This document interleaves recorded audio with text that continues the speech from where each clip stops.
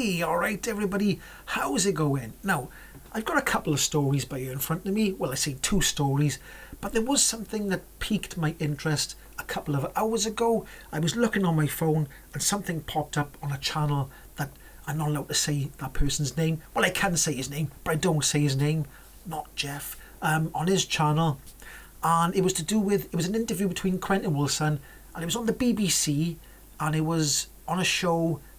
I was going to say the JVC, but the JVC is the cheap stereos from Halfords. I think it was the JVS show, and the host asked Quentin Wilson about all the sort of YouTubers. Well, he was a specific YouTuber, the fish and chip shop, the cod and chip man with the Taycan, and he was basically talked about that. He didn't say his name. He didn't want to say his name. He said, I don't want to give that person's name, I don't want to give him the oxygen, he said. And he did say in a more broader sense that these YouTube channels, they're all nut jobs.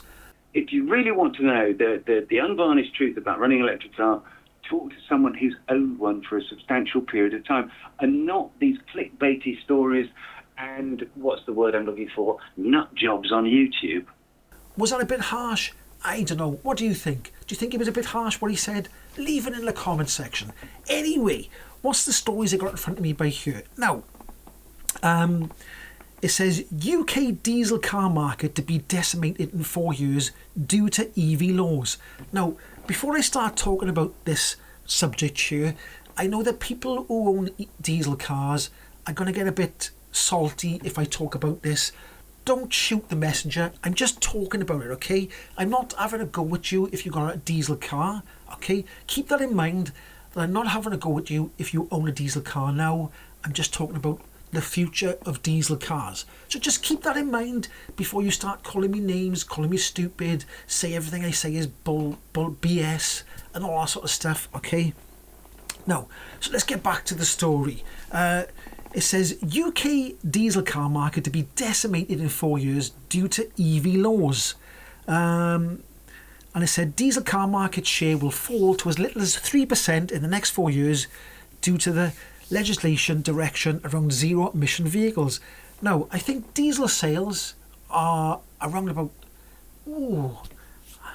it's not much, 6%-ish, are they, or something like that? I can't quite remember what they are at the moment.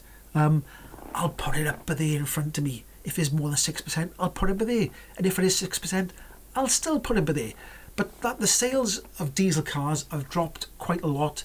Now, the SMMT data shows diesel sales and mild hybrid electric vehicle diesel sales. So that's mild hybrid diesels with a little teeny weeny battery. So they're not really EVs at all. They're just mild hybrids, but they've lumped all them sales together now. I assume that the MHEV diesels have slightly lower emissions. Maybe that's why people are buying them, because they're slightly lower emissions. I don't know.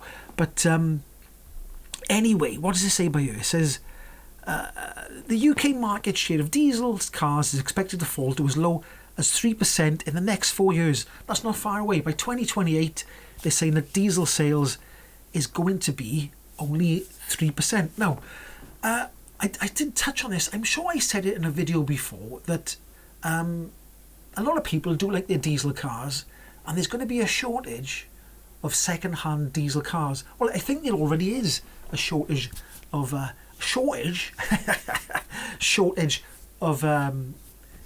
second-hand diesel cars, because there's not that many new diesel cars selling.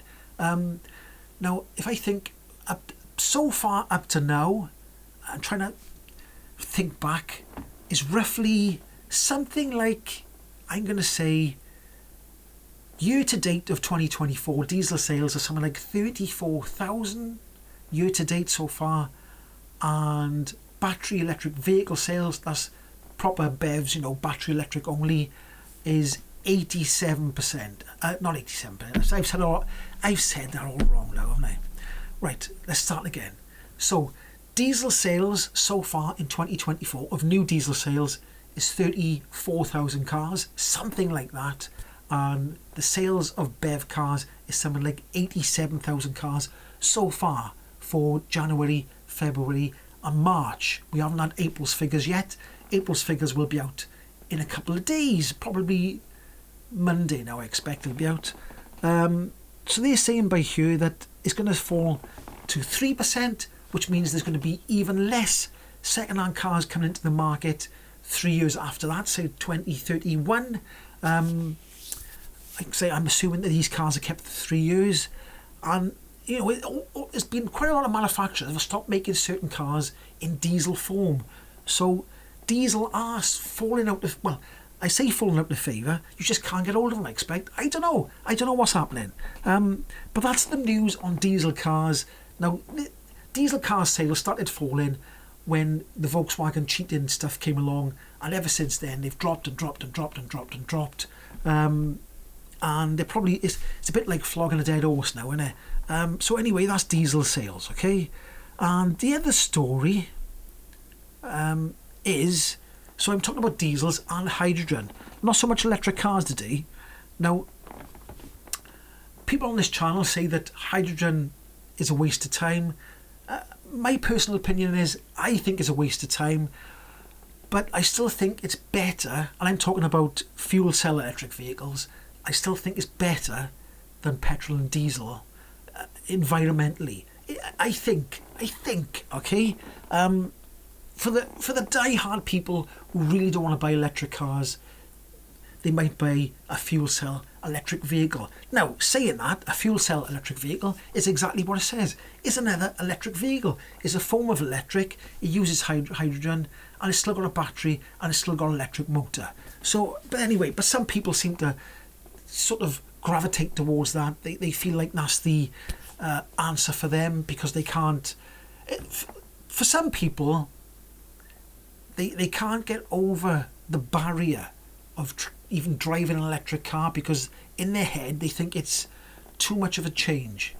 If they tried it, they'd probably get used to it, but at the moment I think they're a little bit afraid of it. Anyway, so Stellantis, I said that wrong, didn't I? It's Stellantis. I don't know why I added extra letters. It says Stellantis significantly expands fuel cell electric vehicle production.